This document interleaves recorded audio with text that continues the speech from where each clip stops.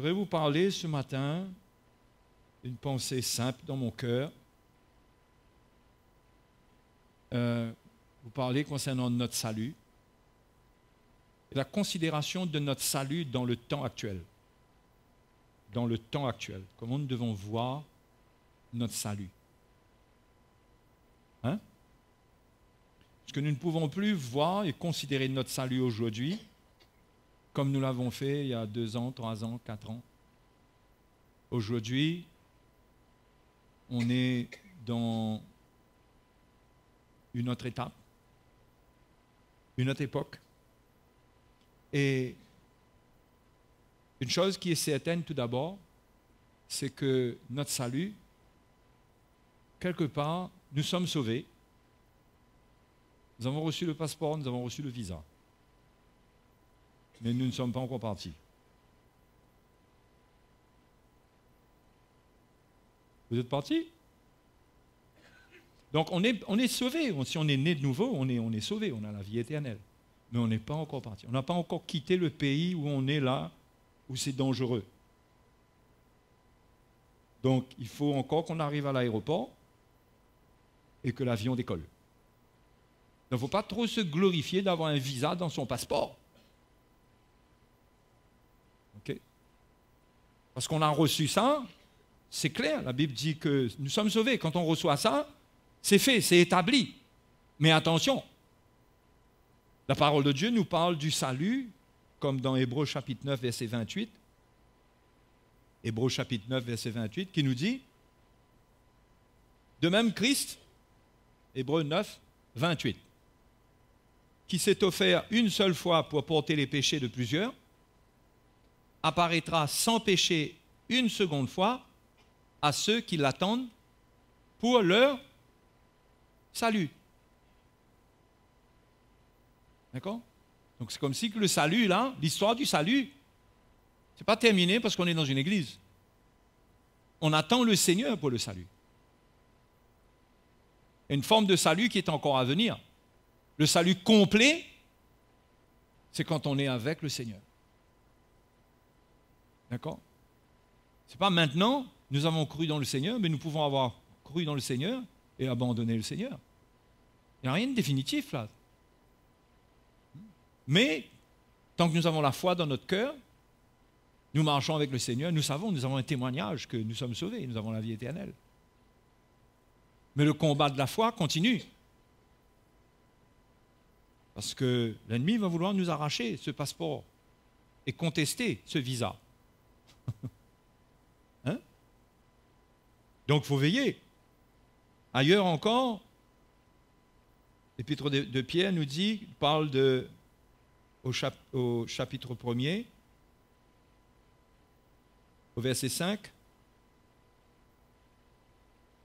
au verset 3, béni soit Dieu, 1 Pierre 1, 3, le Père de notre Seigneur Jésus-Christ, qui selon sa grande miséricorde nous a régénérés pour une espérance vivante par la résurrection de Jésus-Christ d'entre les morts, pour un héritage qui ne se peut ni corrompre, ni souiller, ni flétrir, lequel vous est réservé dans les cieux, à vous qui par la puissance de Dieu êtes gardés par la foi pour le salut prêt à être révélé dans les derniers temps.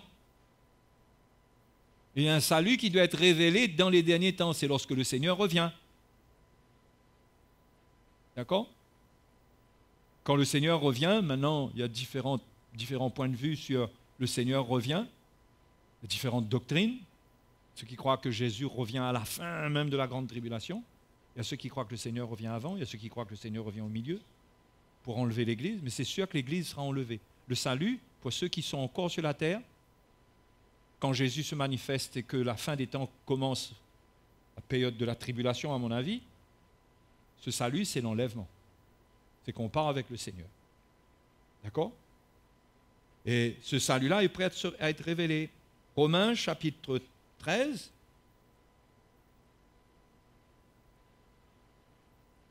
Romains 13. Le verset 10. L'amour ne fait point de mal au prochain. Romains 13, 10. L'amour est donc l'accomplissement de la loi.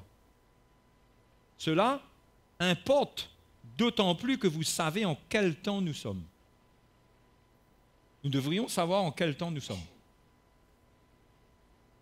C'est l'heure de vous réveiller enfin du sommeil, car maintenant, le salut est plus près de nous que lorsque nous avons cru.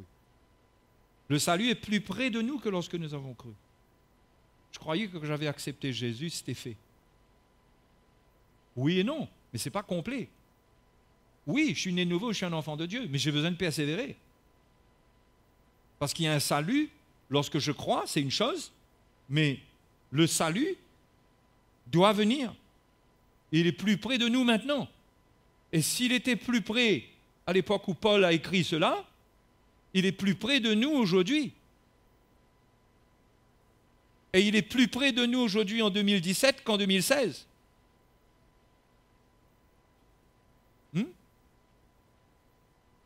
Donc Paul dit, cela importe d'autant plus que vous savez en quel temps nous sommes. Le chrétien ne devrait pas ignorer en quel temps il est. Et s'il n'ignore pas, il doit se réveiller. Et comment il se réveille? Paul parle de l'amour. Il n'y a pas de plus grand réveil que l'amour.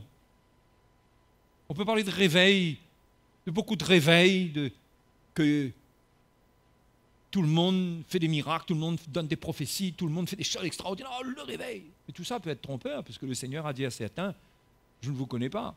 Ils diront, mais n'avons-nous pas prophétisé, n'avons-nous pas fait des miracles? Il dit, vous êtes ouvriers d'iniquité. Le grand réveil, c'est l'état de cœur du chrétien. Le réveil est dans le cœur du chrétien. C'est l'amour. Ne nous trompons pas là-dessus. L'amour, c'est le fruit, c'est le vrai fruit, qui prouve l'authenticité de l'arbre auquel nous prétendons appartenir. L'amour, le fruit de l'esprit. D'accord? Donc, c'est ce que Paul dit pour qu'on considère qu'est-ce qui doit se passer dans notre vie, qu'est-ce qui doit se construire. L'amour, c'est la construction parfaite, c'est la maturité. Il n'y a pas plus grand que l'amour. Et quand on parle de l'amour, on parle de l'amour de Dieu. On ne parle pas du petit amour humain. On ne parle pas d'aimer, d'avoir un bon sentiment pour un homme. On parle de l'amour de Dieu pour tous. On parle d'avoir un cœur pour tous les chrétiens. On parle d'être capable de tout supporter, de croire à tout, de ne pas soupçonner le mal, etc. C'est un état de cœur qui triomphe du mal, qui ne compromet pas avec la vérité, puisque l'amour se réjouit de la vérité, mais ne se réjouit pas de l'injustice. Donc, il y a quelque chose qui doit se passer dans l'Église, dans le corps de Christ. Il y a une tromperie qui doit partir, où le chrétien essaye de se rassurer par ses œuvres, d'une certaine manière, par ce qu'il fait, sans regarder son état. Hein? Donc le réveil commence par là. Et le temps dans lequel nous sommes, mes frères et mes sœurs, je ne sais pas si vous réalisez dans quel temps nous sommes. Hein? Peut-être que vous en êtes arrivés à être un peu fatigués d'entendre parler que Jésus revient. Laissez-moi vous dire que ça va surprendre tout le monde au moment où ça va venir. Mais ce qui est certain, c'est qu'avec tout ce qui est en train de se passer, le Seigneur est à la porte. Ça, c'est sûr. Ça, c'est sûr. D'après les signes, d'après beaucoup de choses qui se passent, nous sommes vraiment dans les derniers temps. Et si on considère cela, on a besoin de voir notre salut comme quelque chose que maintenant, on devient inconditionnel avec Dieu. Il n'y a rien qui doit nous arrêter maintenant dans notre foi, dans notre appartenance au Seigneur pour marcher avec le Seigneur et pour être attaché à son Église et pour servir Dieu au milieu de l'Église, parce que l'amour tout seul chez vous, ça ne marche pas, ça. L'amour, c'est le commandement que Jésus a donné à tous les disciples. Aimez-vous les uns les autres comme je vous ai aimé. Il a dit que c'est ça le nouveau commandement. Ce n'est pas entre ma femme et moi, ça. Aimez-vous les uns les autres. Il y a beaucoup de gens qui s'aiment les uns les autres sans connaître le Seigneur. Mais cet amour-là, c'est pour l'Église, c'est l'amour inconditionnel de Dieu qui passe sur les faiblesses, qui nous unit, qui nous garde unis. qui nous garde en paix, c'est le lien de la perfection. Hein? Donc c'est comme ça que nous avons besoin de considérer le temps dans lequel nous sommes. Un temps où les choses vraies que Dieu déclare, les critères, les vrais critères de Dieu pour le salut, on doit les considérer aujourd'hui. Et ne pas croire que c'est la personne qui prophétise le plus qui sera sauvée. Vous comprenez là? Hein? Ce n'est pas la personne qui chasse le plus de démons. Aujourd'hui, on n'est pas dans un temps pour se dire le temps est court, allons chasser un maximum de démons. Non, le temps est court. Tu dois considérer ce qui doit être chassé de toi. Pas des démons, mais ce qui est dans ta chair. La sanctification. Tu dois courir cette course. Et Jésus a dit aux disciples, ne vous réjouissez pas de ce que les démons vous sont soumis en mon nom, mais de ce que vos noms sont inscrits dans les cieux. Et notre nom est inscrit dans les cieux, pas parce que nous chassons des démons. Le Seigneur a bien montré que c'est deux choses différentes. Il a dit, vous ne réjouissez pas à cause de l'un, mais plutôt à cause de l'autre. Et l'autre, c'est une question d'état, de foi, de sainteté.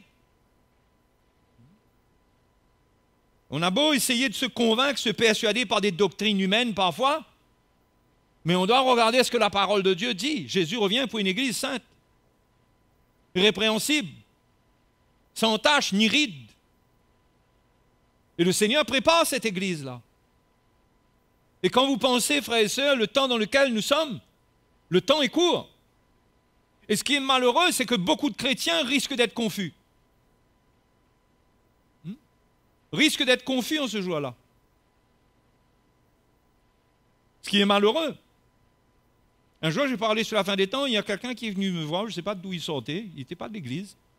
Il me dit, super, j'ai apprécié votre message, mais il faut faire attention à un petit élément de condamnation concernant l'avènement du Seigneur et tout ça. Pas un élément de condamnation.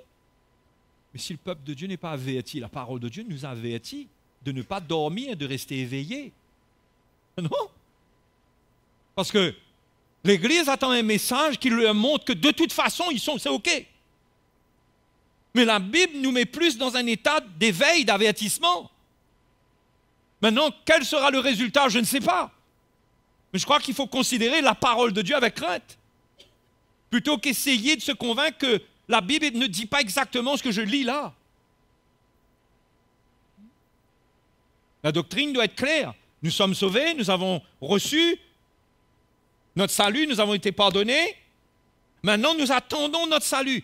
Nous devons veiller sur nous-mêmes. Nous devons prendre garde à nous-mêmes. C'est l'enseignement de la parole de Dieu.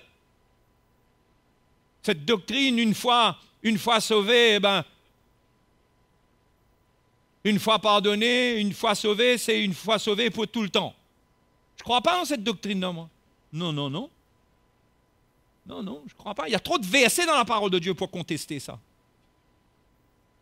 Je vois plutôt que Paul dit, travaillez à votre salut avec crainte et tremblement.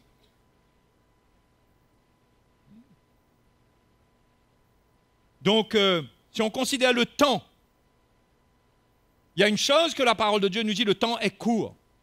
Et vous savez, ça débloque ça produit des moqueries, ça. Le temps est court. Mais ça fait 2000 ans que ça a été écrit, cette affaire-là. Hein? Ça fait 2000 ans. Le temps est court. Paul dit, voici, le temps est court. Ben oui, mais depuis qu'on dit que le temps est court, là, le temps a couru vraiment. Parce qu'il y a beaucoup de temps qui a coulé sous le pont. Mais ce que la parole de Dieu dit, c'est ce que nous devons considérer. Si la parole de Dieu dit le temps est court, même si 2000 ans se sont écoulés. Voyez, mais attendez, mais on est complètement bête, alors on n'a plus de tête, on ne réfléchit plus. Non, on obéit à la parole de Dieu.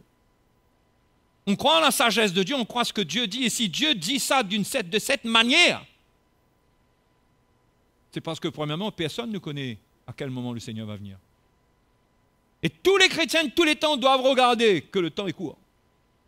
Mais si 2017 ans ont passé depuis l'an 0,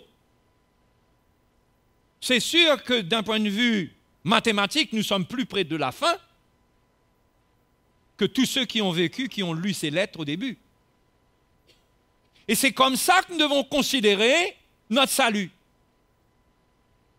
Dans l'Épître aux Hébreux même, retournons-y. Et je vais vous montrer ces choses.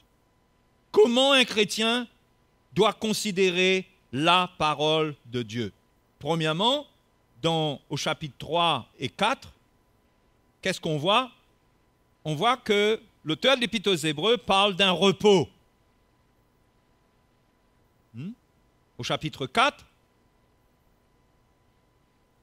il dit « Craignons donc, tandis que la promesse d'entrer dans son repos subsiste encore, qu'aucun de vous ne paraisse être venu trop tard. »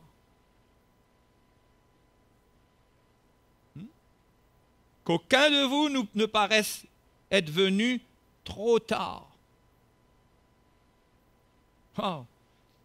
Je regarde la Strong Concordance quand ça parle de ce mot « tard », être venu trop tard.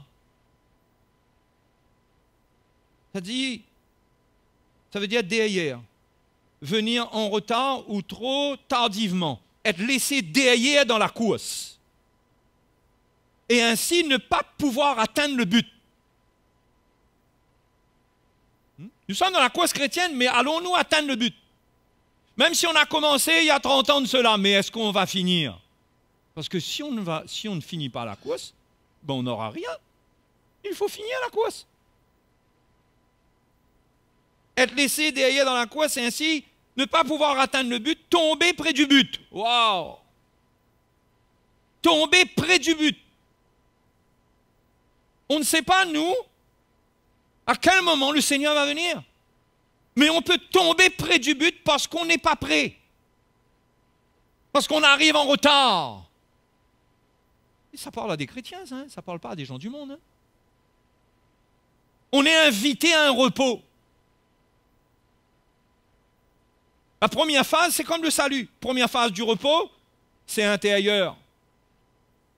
Nos péchés sont pardonnés, le fardeau du péché nous quitte, nous trouvons le repos avec le Seigneur. Nous ne sommes plus sous condamnation. C'est notre sabbat. C'est une partie du sabbat. Mais le vrai sabbat, c'est le 7e jour de Dieu. Quand après avoir tout créé, la Bible dit il se reposa. Est-ce que Dieu était fatigué? C'est pareil pour nous. Nous sommes identifiés au 7e jour. Et c'est de cela que, ici, dont il est question ici.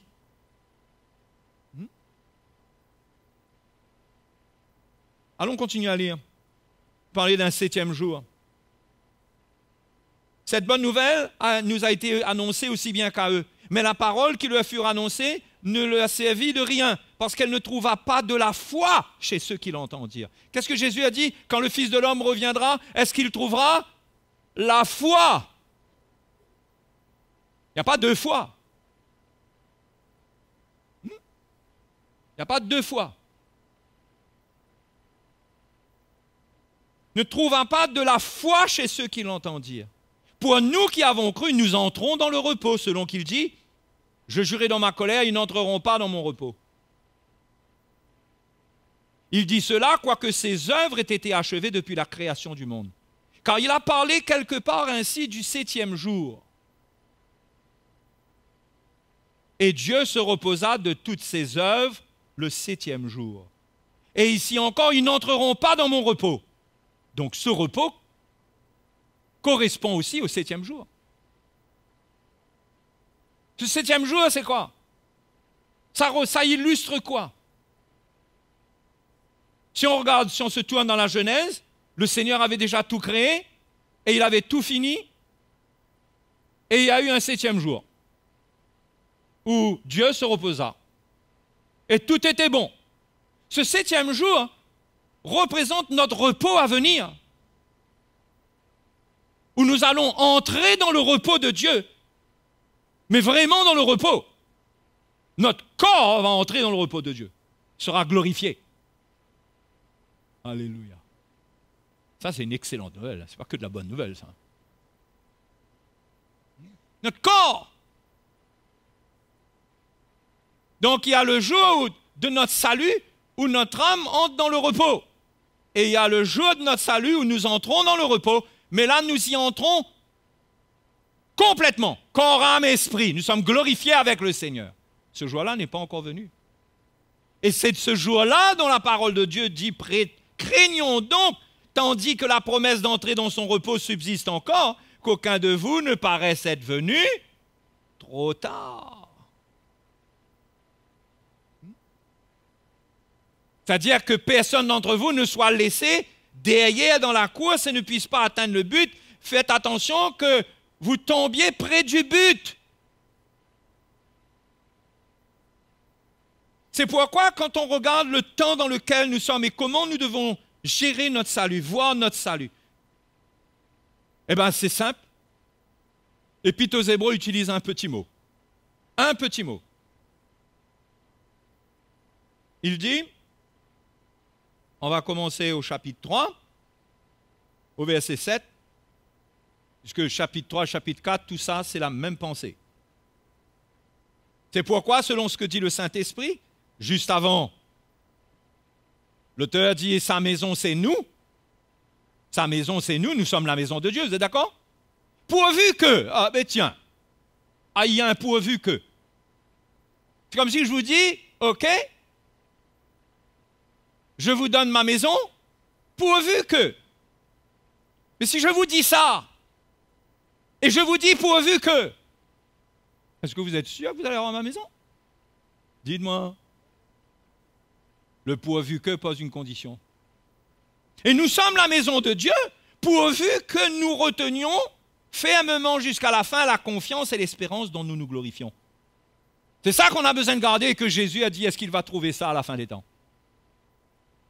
Qu'il y aura beaucoup qui ne garderont pas. Ensuite, il dit, c'est pourquoi.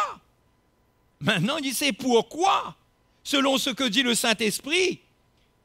Et le petit mot que j'aimerais vraiment que ça soit gravé dans notre cœur, c'est le mot « aujourd'hui ». Aujourd'hui. Oui, dites à votre frère, à votre soeur en face de vous, aujourd'hui. Dites-lui aujourd'hui. Aujourd'hui. Ça a l'air bête comme ça, mais dis-lui aujourd'hui. Il va comprendre après. Toi aussi, tu dis ça, tu ne comprends pas trop là, mais tu vas comprendre. Aujourd'hui. Ce n'est pas demain. Aujourd'hui, si vous entendez sa voix, n'endurcissez pas vos cœurs. Aujourd'hui. Le aujourd'hui d'aujourd'hui est plus court que le aujourd'hui d'hier. Et le aujourd'hui de demain, on ne sait pas s'il va exister. C'est pourquoi le chrétien, il vit avec aujourd'hui. Aujourd'hui, c'est quoi ton état? Aujourd'hui, c'est quoi l'état de ton cœur? Attention! Que tu entendes sa voix et tu endurcis ton cœur et tu arrives trop tard. Parce qu'au bout, au chapitre 4, c'est de ce dont il s'agit.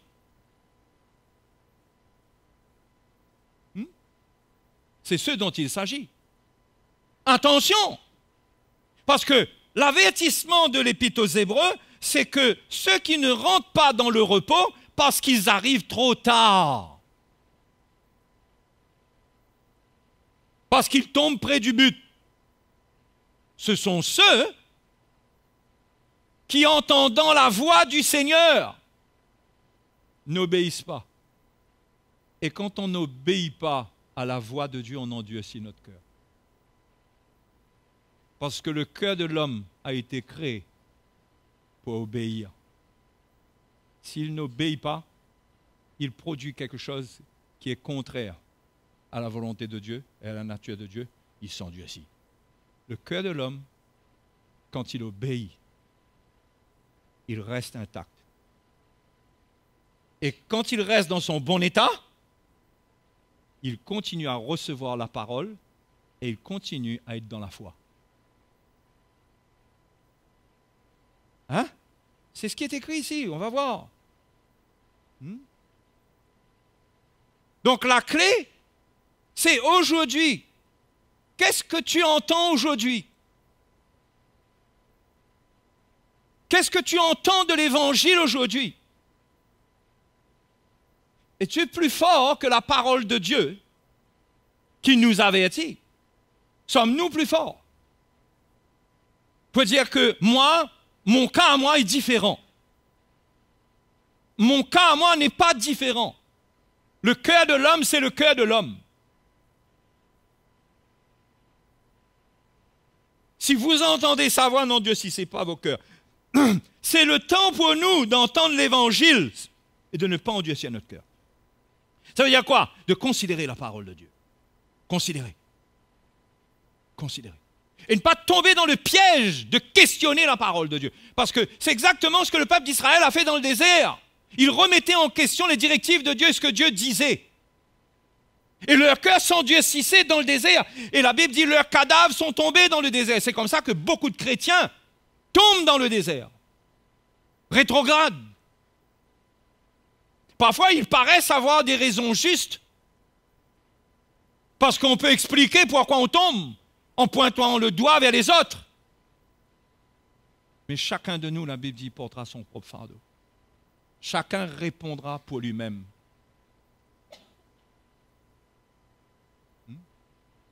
Donc c'est important pour nous de travailler à notre salut en considérant aujourd'hui, qu'est-ce que Dieu me dit? Jusqu'à maintenant, qu'est-ce que Dieu m'a dit? Qu'est-ce que je fais avec ce que Dieu me dit? La désobéissance envers la voix de Dieu m'endurcit. Mon cœur s'endurcit, je ne vais pas grandir dans la foi. Puisque la foi dépend de mon état de cœur. La foi ne dépend pas de ce que je dis avec ma bouche, parce que la bouche est reliée au cœur. Si le cœur est dur, la bouche peut dire beaucoup de choses, ça devient la religion. Mais si le cœur est en état, si le cœur est brisé, si le cœur est soumis, si le cœur écoute et s'ouvre, et est d'accord avec le Seigneur, est d'accord avec sa parole, le cœur ne s'endurcira pas. Il va être préparé. Il ne tombera pas avant la ligne d'arrivée. Mais il sera prêt, il sautera à la ligne d'arrivée. Hein? Mes frères et mes sœurs, l'obéissance, on n'a pas idée de l'importance de l'obéissance. L'obéissance est un sujet délicat quand on prêche la liberté, parce que c'est comme si que la liberté, c'est comme si que l'obéissance, c'est quelque chose qui prend la liberté. Parce que dans notre manière humaine de voir la liberté, on n'a pas obéi à personne. Mais l'obéissance, la vraie liberté, vous met dans une position pour que vous puissiez obéir à Dieu. Si vous êtes vraiment libre, c'est pour obéir à l'Esprit. Si vous dites que vous êtes libre, ce n'est pas pour obéir à l'Esprit. Vous êtes esclave de votre chair parce que vous obéissez à la chair. Ouais. Et si vous obéissez à la chair et non à l'Esprit, votre cœur s'endurcit. Et vous êtes le chrétien le plus malheureux du monde. Parce que Dieu vous résiste. Parce que si vous résistez Dieu, Dieu vous résistera. Et dans la partie, croyez-moi, vous n'avez aucune chance de remporter. Vous n'avez aucune chance de battre le Seigneur. Vous avez déjà fait comment on appelle ça? Un bras de fer avec le Seigneur? Ou vous voulez faire un bras de fer avec le Seigneur? Vous n'avez aucune chance de gagner.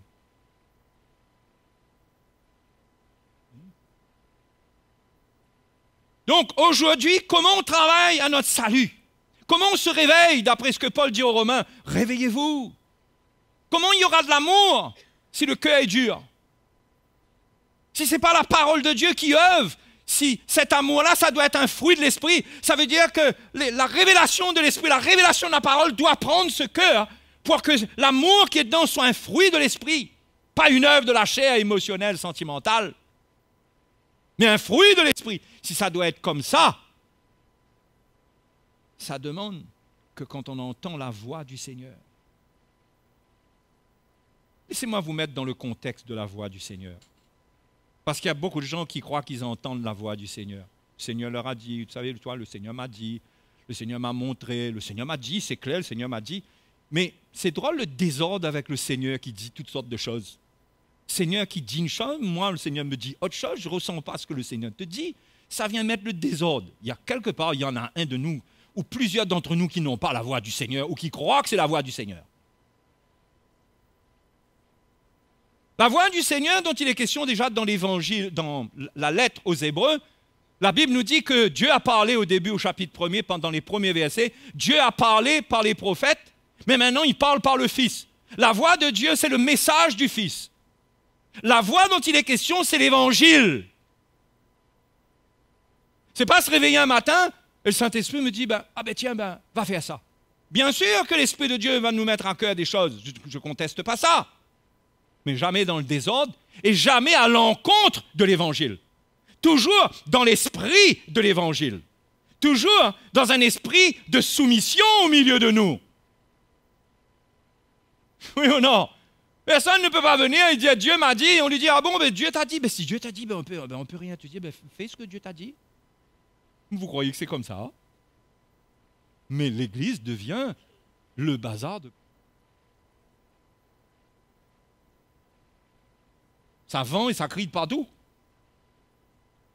Et il y a les pickpockets qui passent. Tiens, perdez votre argent. L'Église ne peut pas être un bazar. Hein? Où chacun fait ce qu'il veut, mais tout le monde doit servir dans le même esprit. Et on entend une voix qui est l'Évangile. Et la première voix à laquelle on se soumet, c'est la voix de l'Évangile. Si quelqu'un ne se soumet pas à la voix de l'Évangile, si l'Évangile n'est pas une voix qui lui dicte sa vie, son état de cœur, il ne peut pas prétendre que Dieu est en train de lui parler, parce que Dieu est un Dieu d'ordre, Dieu n'est pas un Dieu de confusion. Dieu ne va pas te parler, t'envoyer dans des choses quand tu résistes à son Évangile.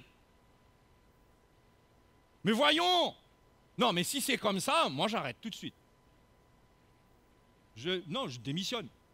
J'ai rien à faire là et vous parlez de quoi? C'est pas possible. Dieu est un Dieu d'ordre. La construction commence avec l'Évangile.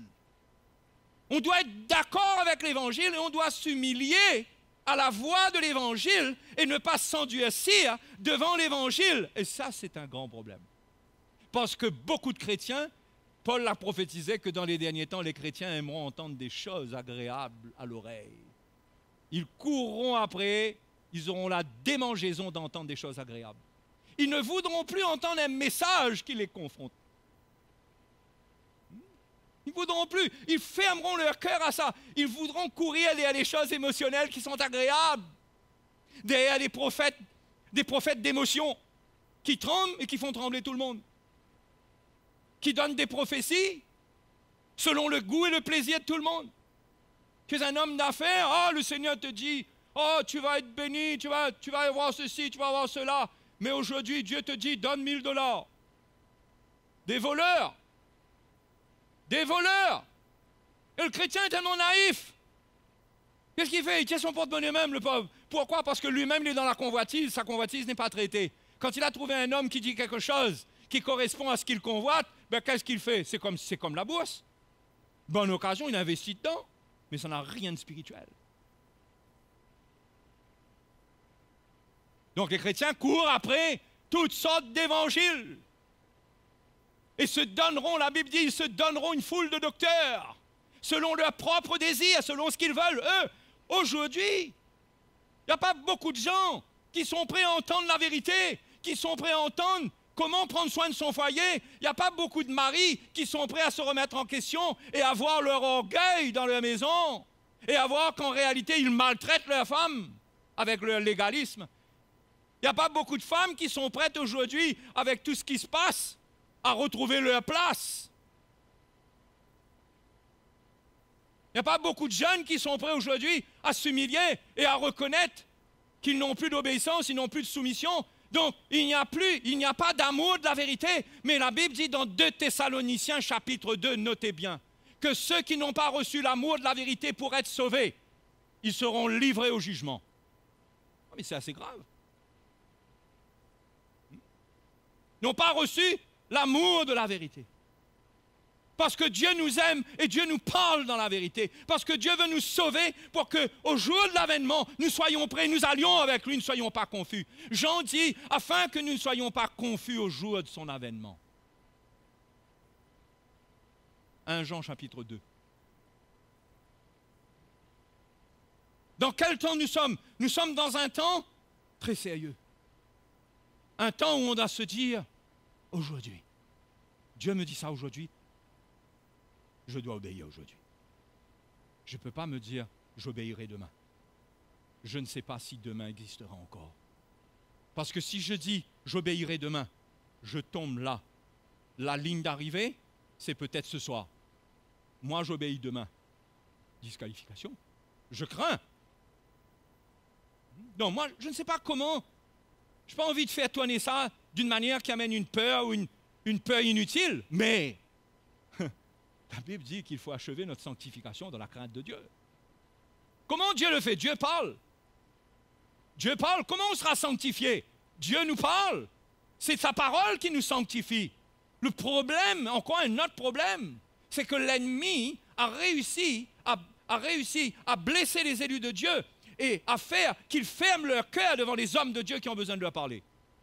Et à leur donner un cœur pour être séduits, au lieu qu'ils ferment leur cœur à l'erreur, ils ouvrent leur cœur à l'erreur et ils ferment leur cœur à la vérité, parce que la vérité, ça fait mal, mais l'Éternel blesse, mais l'Éternel guérit.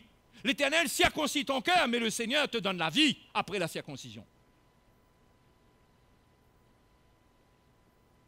Et nous sommes dans un temps dangereux, parce que nous sommes dans un temps où l'homme est conditionné pour ne pas accepter de souffrance, où les doctrines circulent comme quoi ce n'est pas normal.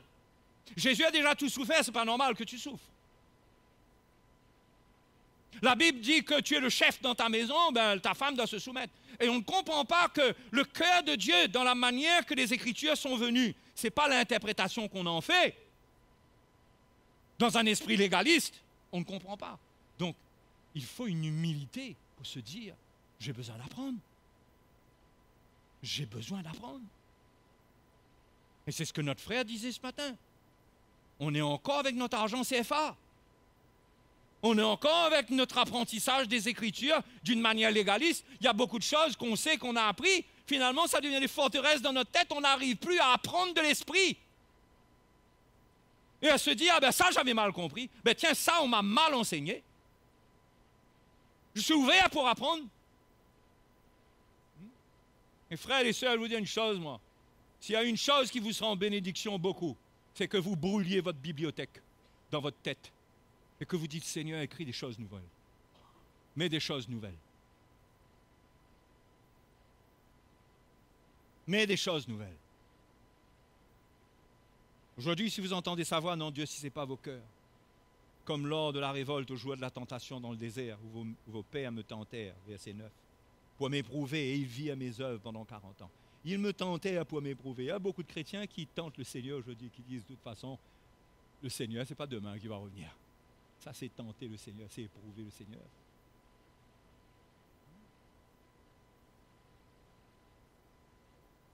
Aussi, je fus irrité contre cette génération et je dis, ils ont toujours un cœur qui s'égare, ils n'ont pas connu mes voies. Ils ont toujours un cœur qui s'égare. Ils ne connaissent pas mes voix. Quand je leur parle, ils n'entendent pas ce que je leur dis. Ils ne veulent pas comprendre clairement ce que je leur dis. Vous savez, un des dangers dans l'obéissance, c'est quoi? C'est les faux raisonnements.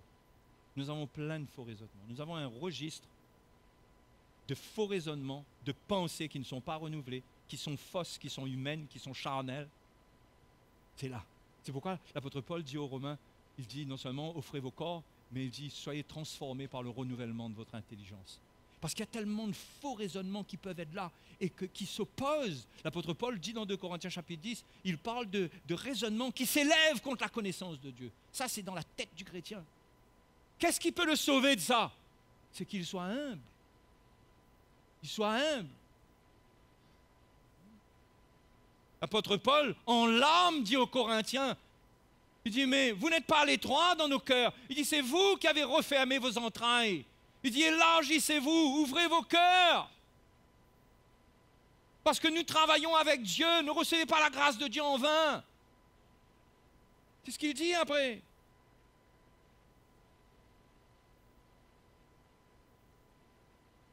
2 Corinthiens. Je trouve que c'est écrit ça. Chapitre 6.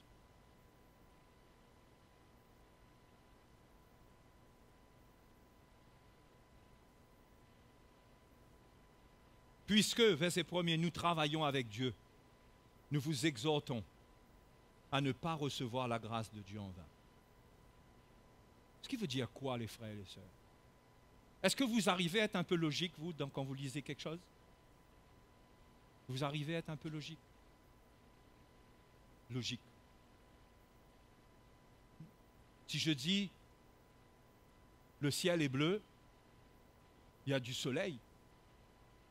Je ne sais pas, le ciel est bleu, il pleut. Si je dis le ciel est bleu, il y a une logique dans la pensée. Le ciel est bleu, il fait beau.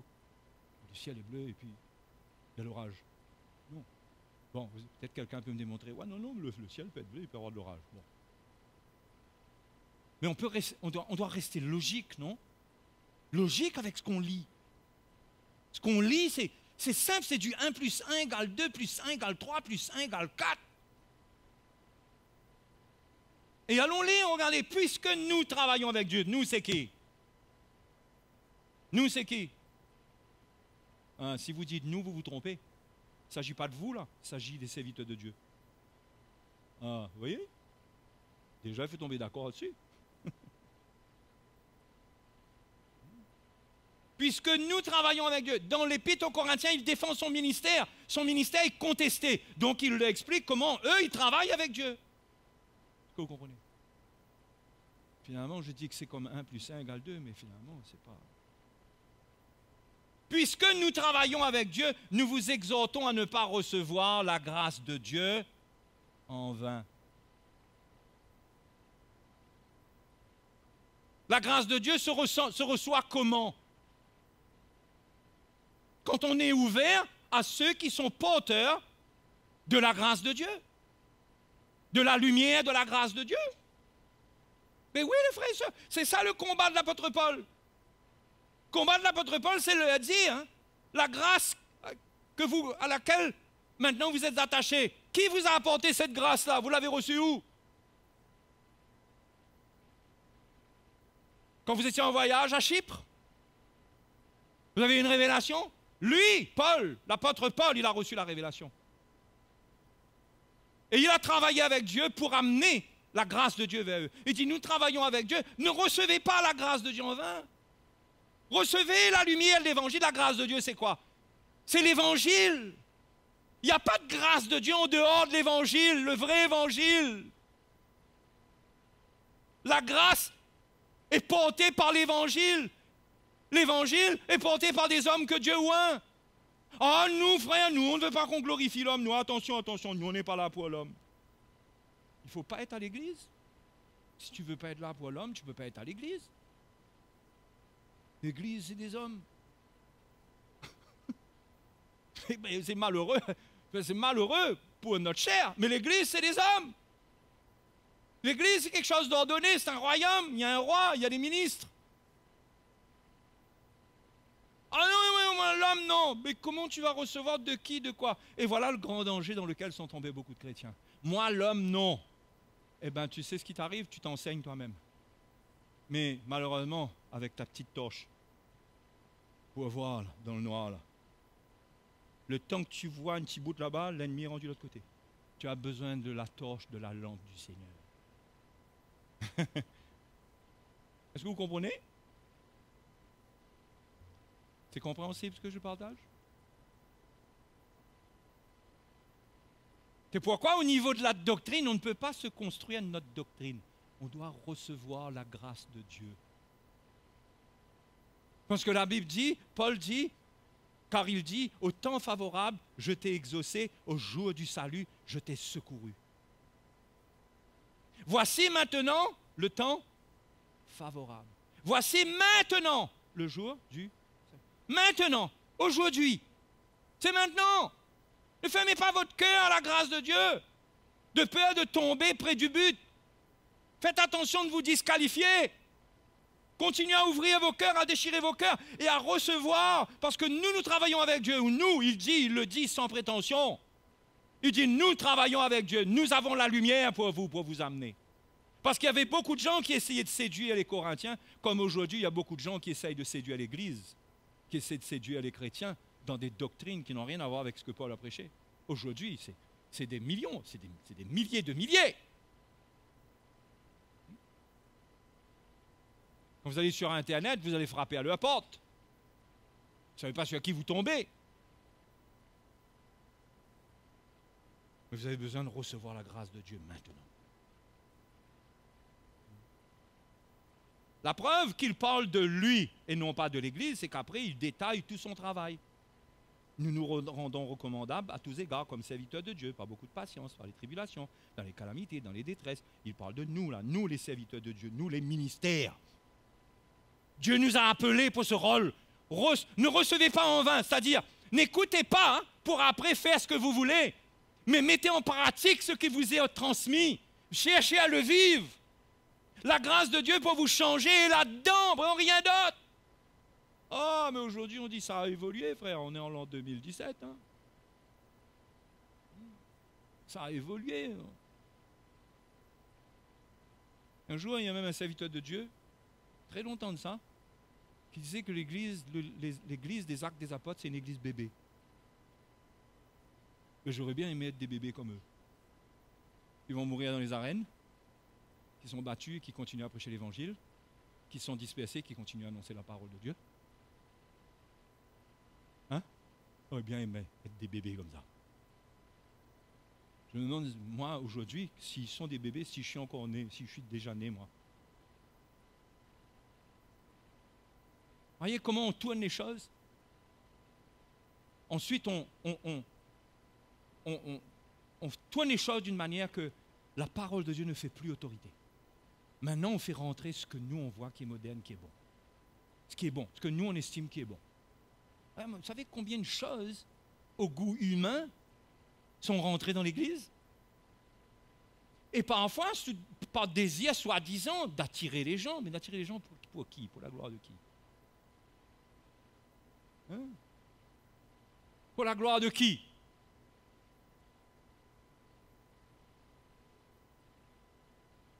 Est-ce que Dieu a besoin des mouvements charnels pour sauver des gens?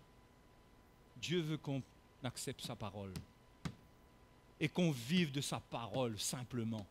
Et que sa parole, Jacques, Pierre, Paul ont tous dit, la parole de Dieu demeure éternellement. L'Épître aux Hébreux dit, Jésus-Christ est le même hier, aujourd'hui, éternellement. Dieu ne change pas. Aujourd'hui, il y a tellement de choses qui peuvent séduire le chrétien,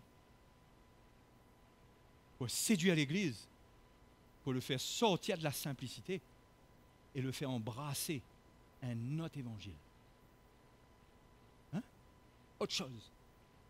Frères et mes sœurs, on est dans un temps dangereux.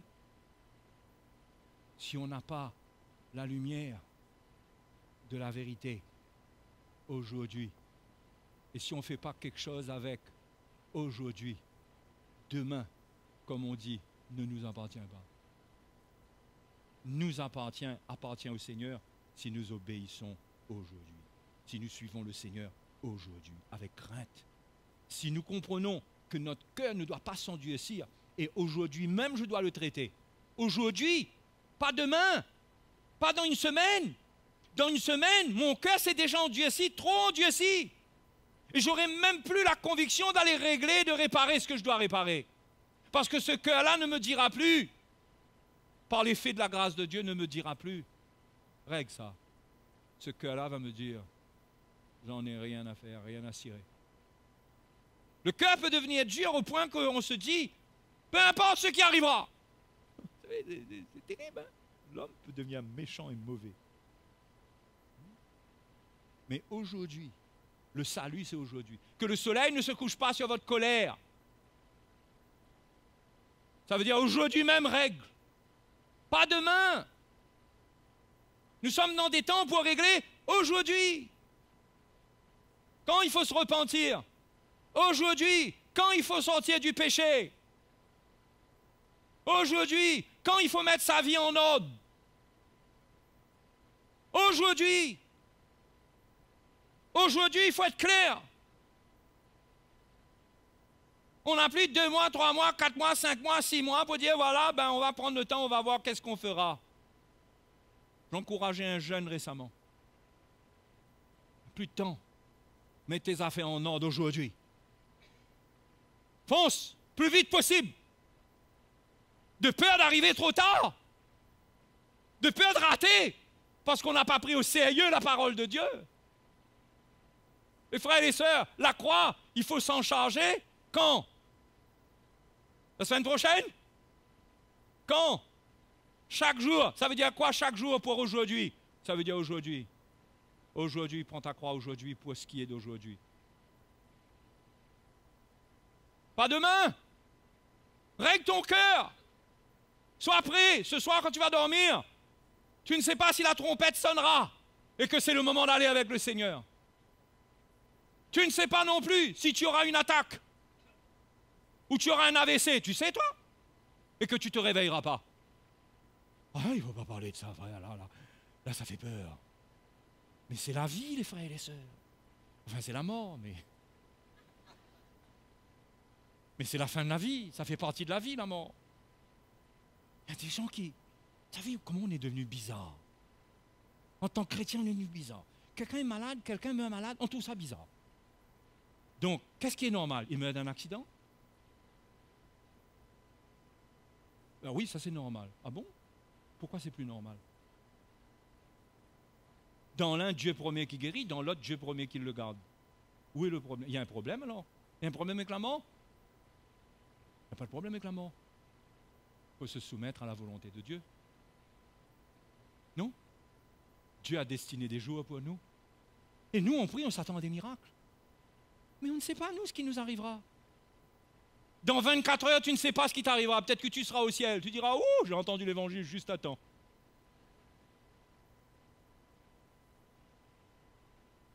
Espérons-le. Mais on ne sait pas. Et c'est drôle comment on se séduit. Comment on se séduit nous-mêmes. Comment on se rassure nous-mêmes. Ce n'est pas l'Esprit de Dieu qui nous rassure. On se persuade nous-mêmes. On reste positif. Reste positif. Prends pas le stress. Hein? Reste positif. Reste pas positif. Obéis à la parole de Dieu. Obéis à la parole de Dieu. Ton cœur est mauvais, va le régler. Purifie ton cœur, repens-toi. Joue pas avec le péché en croyant que, de toute façon, tu as ton passeport. Eh bien, déjà, quand tu joues avec le péché, le tampon qui est dedans est en train de pâlir. On n'a pas de temps. Il y a des gens qui vous disent, ah, vous savez, moi, je ne suis pas prêt. Ben oui. Mais moi, je prie que ceux qui disent qu'ils ne sont pas prêts, j'espère que le Seigneur aussi, il n'est pas prêt. J'espère. Mais qu'est-ce qui fait dire à quelqu'un qu'il n'est pas prêt? Souvent son orgueil. Il veut garder sa vie. Souvent il entend la vérité, mais il trouve que c'est trop. Il veut entendre un évangile qui ne lui demande pas trop. Il dit, ah, la bonne nouvelle ne demande pas tout ça. Une bonne nouvelle. La bonne nouvelle, c'est prendre ta croix. Renonce à toi-même.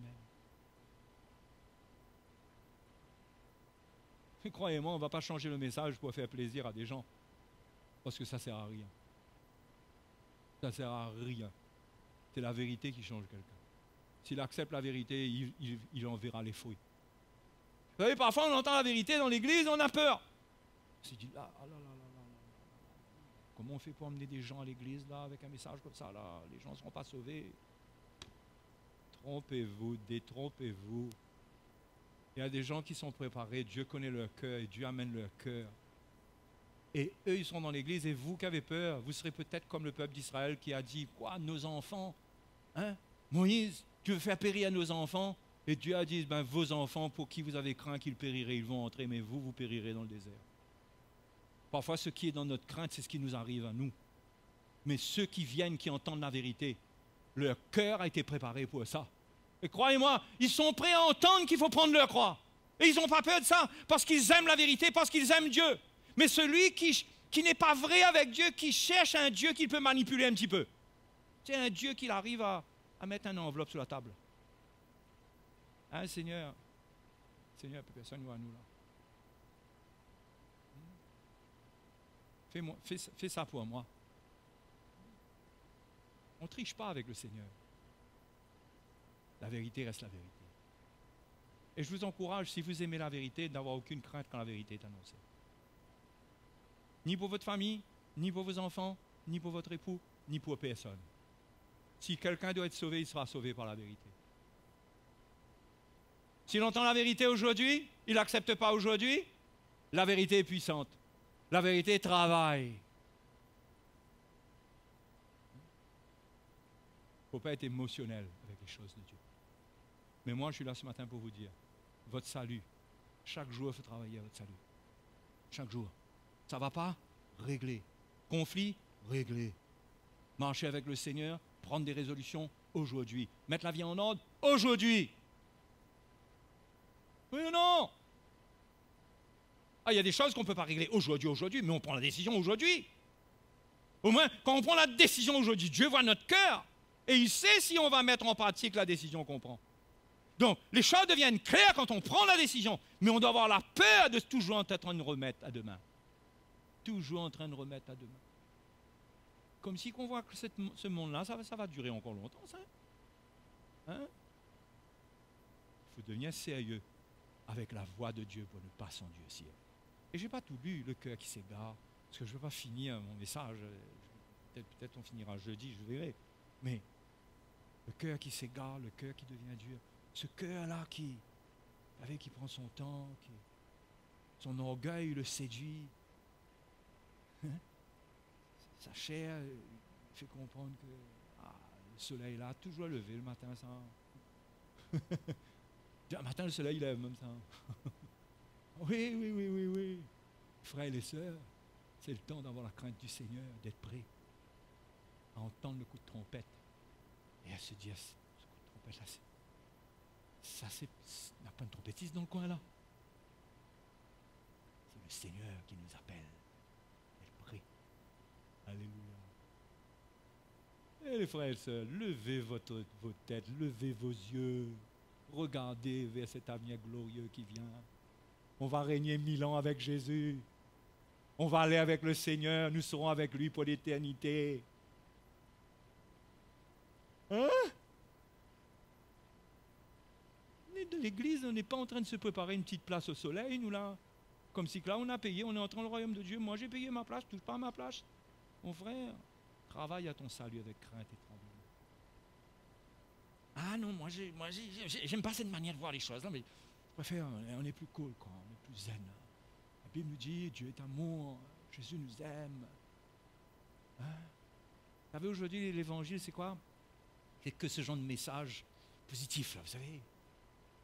Il vaut mieux entendre la vérité qui ne caresse pas nos oreilles. Vous savez, ces petits massages-là? Hein? Le petit massage sur les oreilles, là. Il y a des points, là, que ça fait dormir, là. Waouh! On doit avoir des messages qui nous secouent. On doit prier pour ça. On doit dire, Seigneur, c'est vrai, je dors. Est-ce que vous êtes quelqu'un, vous cherchez le Seigneur? Vous lisez votre Bible? Comment vous vivez votre vie chrétienne? Déjà, avec ces 3 réponses que vous pouvez vous donner, vous devez savoir comment vous avez besoin d'être secoué. Pas secoué par des lois pour vous dire il faut pas. Vous avez besoin d'une œuvre de Dieu pour devenir quelqu'un qui marche avec le Seigneur. Hein? Alléluia. Oh là là. Quel dimanche.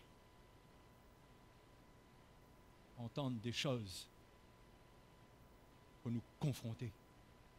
Mais qui aime la vérité ici? Hein? Il ne faut pas désirer entendre des messages qui approuvent ce que Dieu veut traiter dans notre vie. Il ne faut jamais aller voir un docteur que tout est bon avec vous, alors vous savez que vous êtes malade.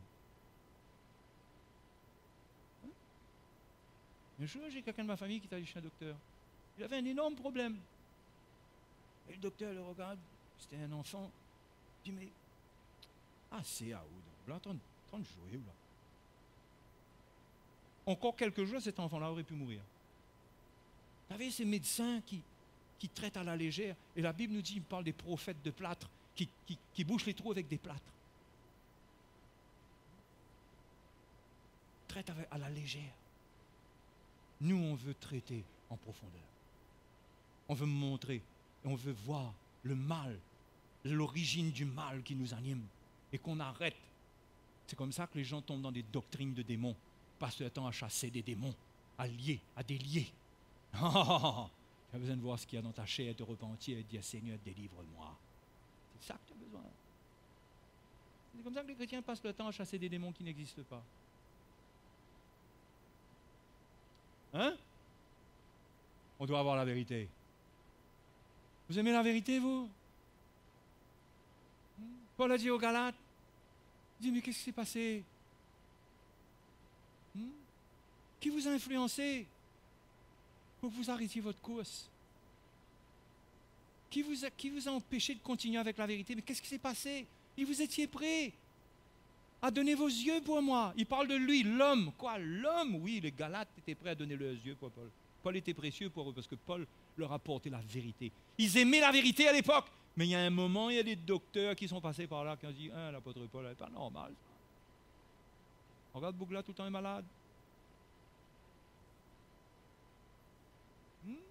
Regarde comment il est. Il écrit comme ça, là, mais quand il est là, comment il est? Qu'est-ce que vous... Et le peuple était séduit. Mes frères et les sœurs, nous sommes dans un temps pour la vérité. Nous devons aimer la vérité. Nous devons courir après la vérité. Nous devons dire, Seigneur, oui, Seigneur, s'il te plaît, parce que je ne veux pas faire partie des disqualifiés. Et ce qui me qualifie, c'est la vérité, c'est pas autre chose, c'est pas les flatteries. C'est pas avoir une bande de frères qui m'entourent, qui me dit, mon frère, tu sais, Jésus t'aime. Non, quoi? Tu vis comme ça, vous n'êtes pas marié? Bon, c'est pas un problème. C'est pas un problème, Dieu t'aime. Au contraire, viens servir le Seigneur avec moi. Mets ta vie en ordre. Aujourd'hui. Parce que demain ne t'appartient pas. Alléluia. Moi, je dis Alléluia. Écoutez, je vais vous dire une chose, je termine. Je sais que j'offense la chair quand je parle comme ça. Je le sais. Je sais que j'offense votre chair. Je peux vous scandaliser. Mais il y a une chose que je suis sûr que vous ne pouvez pas nier, vous ressentez mon cœur. Je ne suis pas là pour vous juger, je ne suis pas meilleur que vous. Moi. Je peux vous dire une chose, la vérité. On a besoin d'elle. Avec grâce. Mais la vérité doit rester la vérité. Vous savez, le scalpel, il ne change pas. On anesthésie, mais le scalpel, on ne le change pas. Mais non. Il ne prend pas un couteau qui coupe moins. Au contraire, il vaut mieux qu'il coupe bien. Comme ça, il fait bien son travail. Mais on t'anesthésie. Comme ça fait pas mal. Comprends là? La vérité reste la vérité. Le problème avec l'évangile, c'est qu'il n'y a pas beaucoup d'anesthésie. Mais il y a la grâce de Dieu. Il faut reconnaître. Il faut reconnaître. C'est vrai. Je vous dis, moi, l'évangile fait mal. Mais quand l'évangile fait mal, remerciez le Seigneur. Parce qu'il faut que l'évangile fasse mal. Parce que si la chair n'a pas mal, ça veut dire que votre chair, qu'est-ce qui se passe avec votre chair? La chair doit avoir mal. C'est une grâce que de sentir la douleur dans la chair. Sinon, comment vous saurez que vous êtes malade? On reste dans la logique. Comment vous savez généralement que vous avez un problème? Ah, commence à avoir une douleur là. La douleur vous dit qu'il y a un problème. Mais si vous voulez d'un docteur, au lieu qu'il appuie dessus, il caresse juste votre ventre. Ça va? Ça fait pas mal? Non, j'ai pas mal. J'ai pas mal. Mais il n'y a pas de problème avec vous, monsieur. Et c'est un docteur qui sait mettre le doigt là où il faut, là, qui remonte jusqu'à votre colonne vertébrale en traversant le grand côlon là. Il attrape votre poing qui ne va pas. Vous criez de tout votre corps, mais il a trouvé le problème. Mais vous devez avoir mal. La vérité doit vous toucher là où ça fait mal. Et quand ça fait mal, vous avez envie de dire au docteur, il change de docteur, mais il fait bien un docteur comme vous, moi. Vous avez envie de lui dire ça? Vous ne veux plus. espérons que quand vous rentrez chez vous, vous avez une femme qui vous dit, mais chérie, mais il a trouvé ton problème. Et si vous avez une femme qui dit, ben oui alors, un docteur qui fait mal comme ça, on cherche un autre docteur. C'est la cata. C'est la catastrophe. Quand on a des conjoints qui sont comme ça, qui ne restent pas dans le bon esprit, c'est une catastrophe. Mon chéri, mais tu as mal, mais c'est normal. C'est bon que tu aies mal. Parce qu'il faut que ça fasse mal. Nous, on veut quelque chose qui ne fait pas mal. On a affaire. Traite notre vie en douceur, là, on rentre dedans. Là oui, là, on est dans un évangile qui coule, là. Hein? Qui coule. Il faut que ça fasse mal. Croyez-moi, vous n'avez pas assez mal. Vous et moi, on n'a pas assez mal. Mais Dieu sait nous faire mal et nous châtier, nous reprendre et nous corriger comme il faut, premièrement avec sa parole, pour qu'on redresse nos voies. Est-ce que vous êtes prêts? Vous êtes prêts pour ça, vous? Non, mais vous voulez aller le jour de l'enlèvement, vous voulez venir ici. J'espère que je ne serai pas là ce jour-là, parce que je serai dans la confusion moi-même, mais la Bible dit que ceux qui enseignent seront jugés plus sévèrement. Donc, je dois faire attention. Vous voulez venir là un jour, il n'y a rien, vous voulez passer des coups de fil un jour, tout le monde est parti. Si l'église est enlevée avant, après, bon, on ne sait jamais, hein. Il faut se préparer. Alléluia. Dites à votre frère, à votre soeur à côté de vous, il faut se préparer. Vous voulez lui dire ça? Il faut se préparer. Après, vous changez votre phrase. Vous changez votre phrase. Vous lui dites, il faut être prêt aujourd'hui. Aujourd'hui. Aujourd'hui.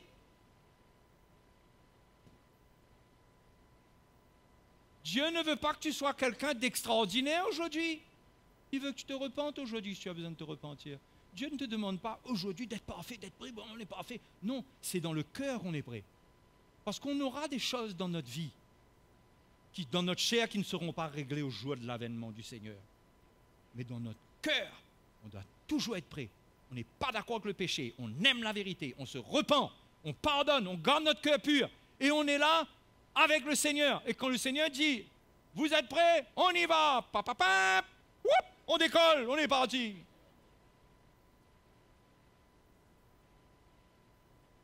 Allons nous lever. Hein? Le salut, c'est aujourd'hui. Aujourd'hui, si vous entendez sa voix, n'endurcissez pas vos cœurs. L'évangile peut nous challenger, mais n'endurcis pas ton cœur.